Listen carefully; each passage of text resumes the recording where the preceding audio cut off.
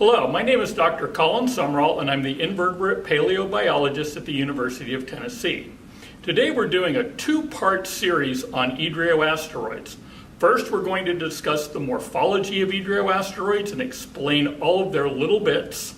And then next time, we're going to look at their phylogenetic history and the major groups of Edrioasteroids. Edrioasteroids range from the Cambrian to the Permian, and they're obligate encrusters. Here's an example of a large trilobite encrusted by a whole bunch of Edrioasteroids. And here's an example of a Carniella that's attached to a crinoid stem with the peripheral rim wrapped all the way around the stem. The phylogenetic relationships of Edrioasteroids are now becoming clear. There are a couple of plesiomorphic stem lineages down here that are restricted to the Cambrian, the Walcotidiscids and the Stromatocysthidids, which include things like Cambraster. And then there's two large monophyletic groups. The Edrioasterida, which includes such things as Edrioaster, the namesake of the group, Rhinopurgids and Edrioblastoids. And then the Isorophyta, which include most of the common discoidal forms and some of the more highly derived forms you see up in the Carboniferous to Permian. So here's a Walcotidiscid. This is Chilidiscus, and it's interesting for some of the strange features of the ambulacra that we'll be looking at in a later episode, and the hydroporn gonopore. This is a Stromatocystidid Cambraster, again showing some unusual morphologies. And then this is Edrioaster and Edrioasterid, showing very wide ambulacra and exposed biserial floor plates.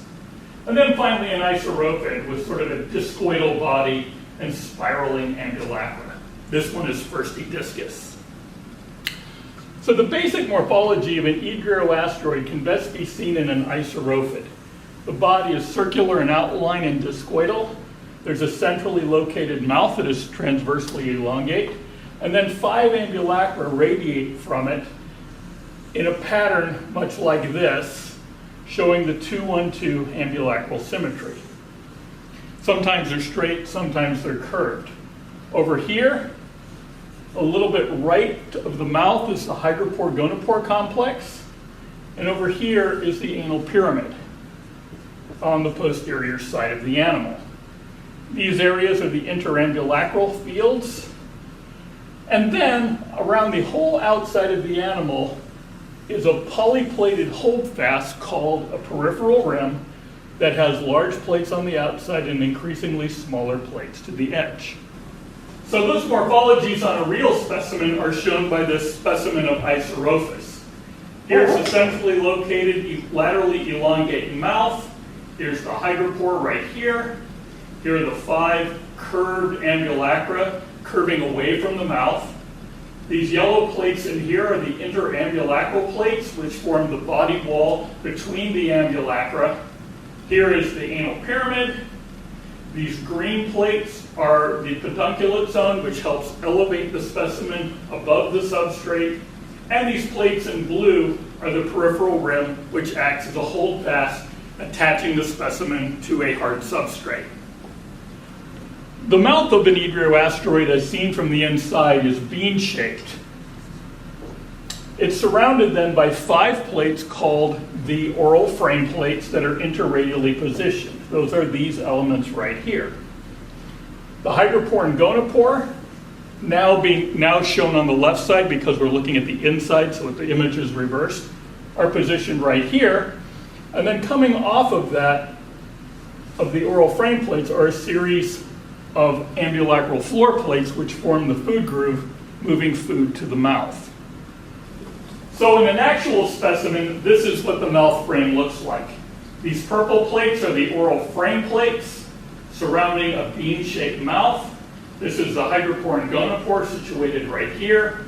The green plates here are the ambulacral floor plates, and the yellow are the cover plates, with these being podial basins. Also note that these blue plates are the primary peristomial cover plates, which are the earliest formed during development. From the outside, the mouth can be shown by this specimen of Edriophis. Here are the primary peristomial cover plates in blue, covering the centrally located mouth. The yellow plates are the ambulacral cover plates. The green are the floor plates, which in this group are externally exposed.